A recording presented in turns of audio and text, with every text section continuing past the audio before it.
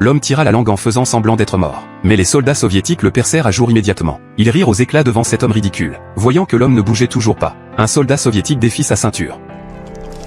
Il bougea enfin et l'homme devint prisonnier. Puis il fut contraint de rejoindre le groupe de déminage. Leur travail consistait à boire de la vodka et à ouvrir la voie aux troupes soviétiques.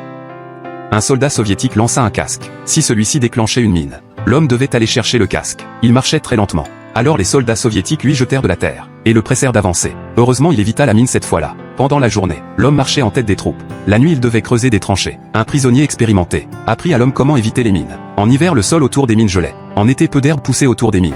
Grâce à cette astuce l'homme réussit à survivre à chaque fois. Mais il se lassa de cette vie. Un vétéran lui dit qu'il pouvait rentrer chez lui, en suivant les voies ferrées. Alors l'homme décida de rentrer chez lui. La nuit les soldats soviétiques buvaient et faisaient la fête. L'homme prépara son évasion. Il attacha une corde à un morceau de bois et le lança dehors. Mais, le bois se coinça sur la chaise de l'officier soviétique. L'instant d'après l'officier se leva brusquement. L'homme tomba à terre. Son plan d'évasion échoua. Comme l'homme parlait italien, les soviétiques lui laissèrent la vie sauve. La nuit on demanda à l'homme de servir d'interprète, pour interroger un prisonnier italien.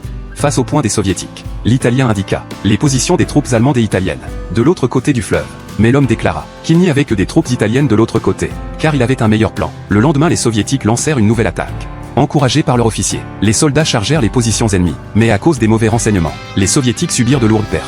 L'homme en profita également pour s'échapper. À ce moment-là, un Allemand pointa son arme sur une femme soldat soviétique. L'homme vit cette scène. Il abattit le soldat allemand. Désormais l'homme était vraiment devenu un traître aux yeux des Allemands, parce qu'il avait sauvé la femme soldat. Après cela, l'homme ne marchait plus en tête des troupes. Les soviétiques lui demandèrent de garder les prisonniers, mais l'homme jeta le bâton. Il préférait déminer. Alors voici la question.